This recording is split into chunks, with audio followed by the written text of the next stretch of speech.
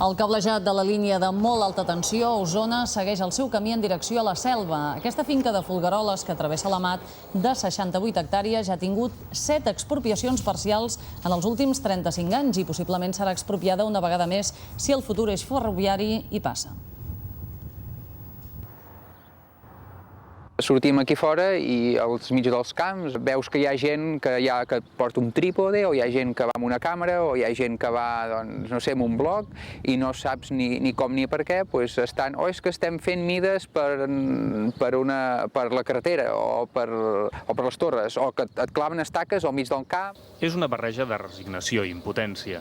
És l'experiència de com han començat totes i cadascuna de les 7 expropiacions que ha viscut a la seva finca. De com s'acaben, només cal mirar al voltant per veure com carreteres o línies elèctriques s'interposen en el paisatge. Amb un paper a la mà, li és més fàcil mostrar quin és l'impacte real de les expropiacions a la seva finca, la Casa Nova de Puigcerlloses. Un polígon industrial, l'eix transversal, el seu futur desdoblament, 4 línies elèctriques i ara espera saber si el futur eix ferroviari escollirà entre dues opcions de possible recorregut per Osona si travessa també la Casa Nova de Puigcerlloses. Em tenen ficat el dit a l'ull, no? O que els hi agrado molt, no sé. O que la meva finca està molt ben comunicada. O que no em queixo massa.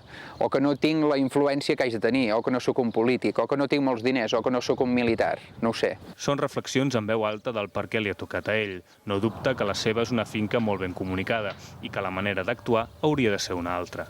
Jo crec que lo racional és que se'ns informés de la necessitat i de la viabilitat del projecte. I de mica en mica qualsevol informació, qualsevol acció que hagin de prendre, que se li notifiqués el principal afectat, que és el propietari.